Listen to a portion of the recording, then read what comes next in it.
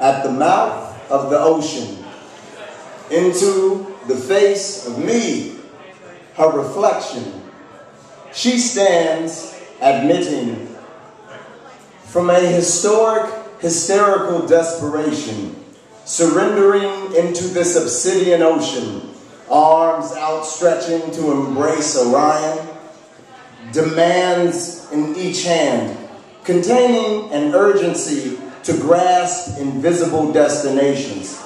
With momentum, the we of I offers our alls.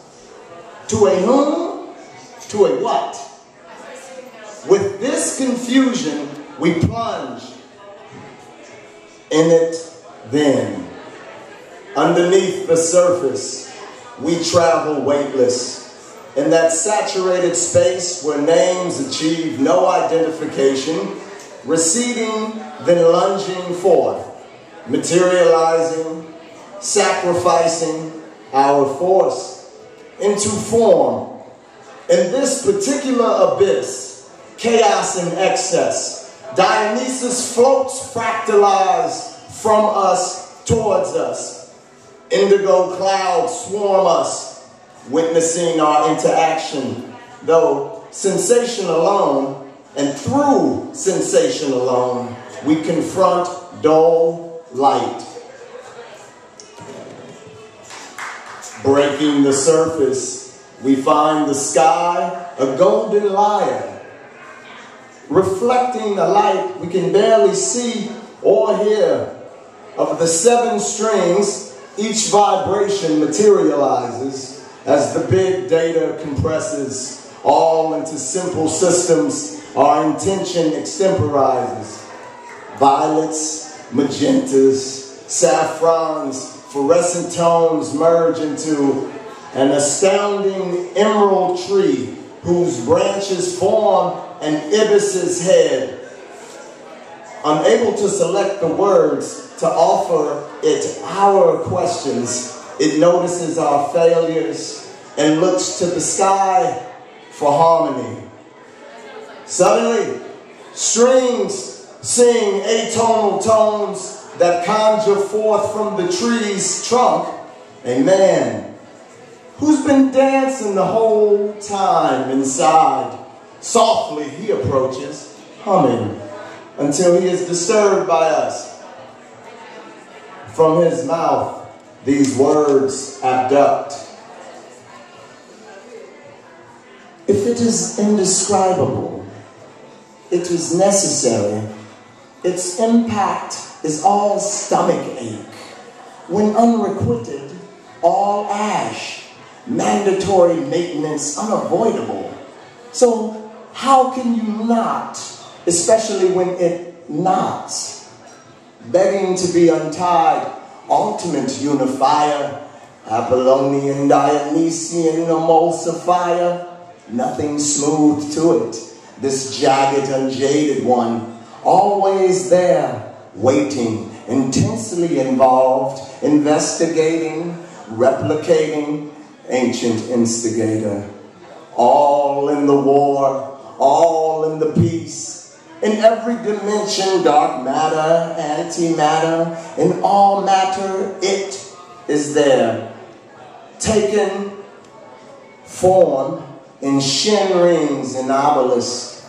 Even the gods fear it, knowing that with it, all momentum lunges forth from its polarities.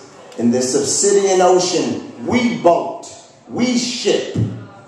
Before the massive stone of it, we sit. With our minds chisel, we chip a way into an image of our own unique design that sits or stands with a subtle lean. The manifestations beholding our greatest transformation from simply living life to creating and sustaining dreams. With that, the lyre peels from the sky.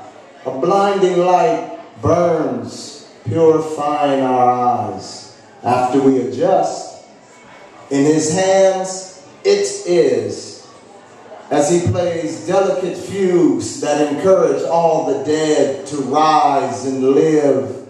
All around us, apparitions develop into dancing beings, indulging in orgies, singing praises to the glories of the absolute day. Orpheus sings again. All is forgiven because all is accepted. Experiences and situations turn to memories, and when recollected, dance that dance of the never ashamed. For life was a play in which we wildly, proudly proclaimed it was never a game. So therefore, the only score was a cosmic symphony, surreal and sweet as the honeyed lips of the beloved's reciprocated kiss. Never a competition for applause and praise from critics. Hence, our only responsibility is to embrace such awe. You, all who still have a self to own, cherish it, for when it perishes, what is left is but the decaying leaf, having fallen from a strong wind that has recently blown. Still dancing, the fire in his eyes fix on her. Readjusting its tuning, he hands her his lyre.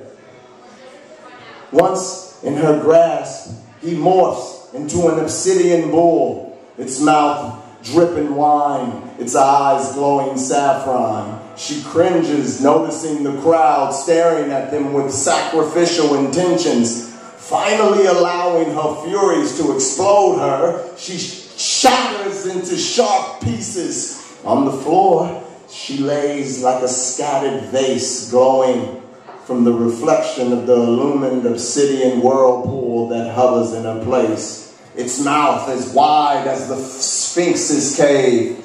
Instinctively instructed, all the dancing ones follow, led by the bull, dancing into the whirlpool. In a chaotic, polyrhythmic parade, swollen and shaking, Dionysus' roaring laugh pulsates until Orpheus returns through the emerald gates with his lyre, striking the 8th string and singing the 9th. Apollo descends and with a molten knife gently touches the obsidian orb. A blast blows, releasing a cloud of indigo smoke that makes all her smoking fragments hover and resemble something that has recently been reassembled. Instantly, she finds herself before the ocean, bewildered, sweating, shivering, watching the sun's reflection sparkle and fade on and in between every wave. Cautiously, I, her swaying reflection, confess. Whatever happens to us with it, before it, after it, once it is seized, returns or leaves, regardless what we choose to believe about whether or not it ever actually does any of these things. Remember what the mud expressed to the first potter. Blame not the water that runs from the cracked vase, nor the vase. Simply abandon all ambivalence and mend the cracks through which the force escapes. With that in mind, heart and body, she rose into everything she encountered in her travels. With the hunger to know, she allowed the findings of our mutual souls to unravel, not for the entertainment nor the spectacle, but to share in the necessary ancient laws of transmitting love to all through these, our curious vehicles.